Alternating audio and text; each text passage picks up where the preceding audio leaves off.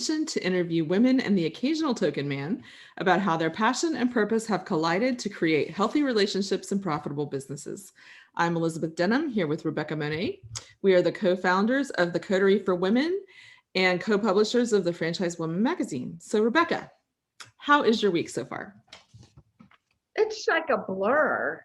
It's like one day just leads into another day. I'm guessing everybody's feeling the same way, especially with everything that's going on in the world. But I swear, I fall asleep, I wake up, and the night was only like 2 minutes long. I know. I have felt like for all week, I have not had enough hours in the week. It's crazy. It's making, how can it be Wednesday already? I haven't gotten stuff done. Yes.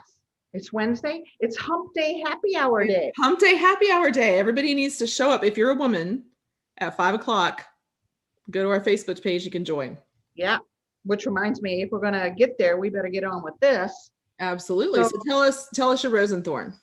So, my rose.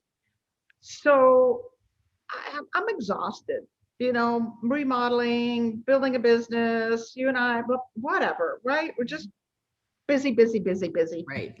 And today I had the most delightful call from one of my franchisors who is like a light at the end of the tunnel. And every conversation I have with him takes me back to the purpose, the reason we're doing what we are doing. I think it's very easy to get caught up in the minutia and the day-to-day and the, spreadsheets and all of that kind of stuff. But every time I talk to Jeffrey Polino, he brings me back to what's the mission, what's the purpose, what's God's given gifts that you have gotten, and how are you using it, and where's the future? And it just energizes me. There's such a blessing in having friends like that and colleagues like that in your life that say, there's a reason you're putting all this energy out, and embrace it. This is a beautiful thing that we're creating. I love that.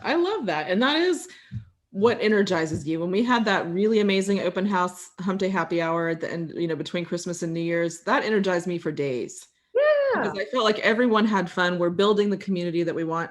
When we have our happy hours that are just women, same thing. We're developing these bonds and these relationships and accountability groups and things that people are looking forward to it.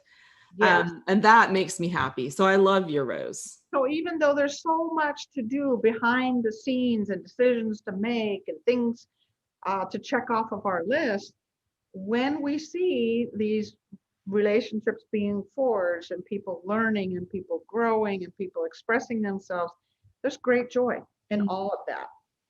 Yep, that's an excellent rose. So to my thorn. Yes. I missed the trash man. Oh no. This week. And as you know, I'm remodeling my house, which means I have a whole lot of debris stuff to do. It's like missing him the week after Christmas. It's bad. I don't want to do that. This is bad. This is a bad thing.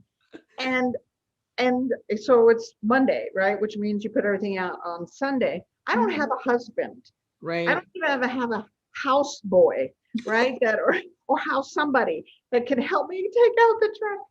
So I get up on Monday and I'm thinking, no, I didn't just miss the trash man. And I'm online thinking it's Martin Luther King Day.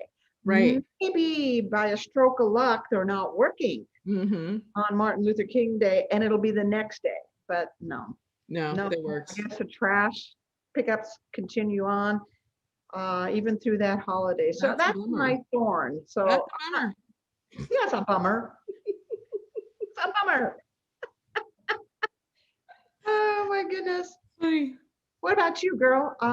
Your rose, your thorn.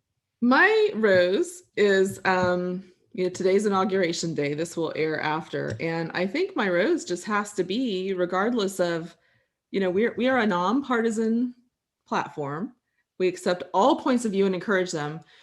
But for all women, when the first has reached a new level, it's an exciting day. So we have our first woman of color elected to the second highest office in the land. And I remember when I was doing disability work and Obama was elected, I had a client who was a Black man, and I just said, "So what do you think?" Just in passing. And he's like, "Now my grandchildren think they can. Yeah. There's no limit or boundary. And little girls all over the world who are young will never grow up not knowing a woman in that kind of office." And I think sometimes that gets missed in the politics of it all. Yeah, it's It true. is a glass ceiling that has been shattered today. And regardless of what you think or who you voted for, she is the vice president. And that is a historic thing. So I think as women, we should be proud of some of the strong women leaders that are coming along and be embracing across the board, unity for all. Yeah. But I think it's something worth acknowledging no matter who you voted for. Agreed. Agreed. So it's amazing. It reminds me of the story of the 4-minute mile. Doctors thought no human could run a 4-minute mile. And then I don't remember what year it was, but one man went under 4-minute mile. And after that, man after man after man began to do it simply because that paradigm had shifted. And that's what Right. you're talking Yeah. about. The belief system, the paradigm has shifted. And now young women can say, not only can I be an astronaut, but I could be a vice president. Exactly. I mean, you've got to have that first, and it breaks the barrier. And I'm excited for that to be broken, for my daughters to grow up knowing that women can participate in any level of government. But my thorn seems so silly after that. But I did my walk this afternoon, and it was 68 degrees or 70 degrees, and I sweated in January.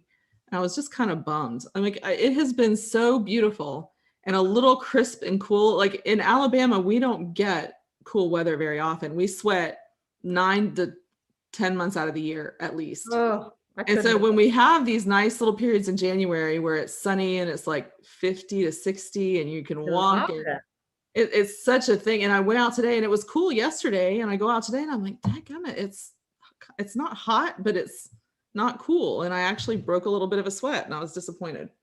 Okay, I got to stop you. You said dadgummit. Dadgummit. Dadgummit. Dadgummit. I love it. I love it. That's an Alabama thing, right? Or Southern. It's a Southern thing for sure. And there was this guy in our Sunday school class whose name was Autry, and his son was named Autry Jr. And he thought dadgummit was dad gummit. And so he would go around saying, Autry gummit. Autry gummit. Autry gummit, because that was his dad. I was like, that. We have been laughing about that for years, that this poor little boy was like, Autry gummit. That's cute. Oh my goodness. It's one of my favorite stories, totally an aside, but yes, it's I don't know how I got there, but I just had to point out this dadgummit because it's not every host of a podcast that has such massive vocabulary, right? Right? I mean, naked and dadgummit. Naked. I love naked. That one's a good one too. I don't have much of a Southern accent, but every now and then those colloquialisms. Words that just sneak in. I love it. Alrighty then. Well, on that note, this dadgum podcast is ready to move on to the interview. So stay tuned. All right. And we will see you next week for Roses and Thorns.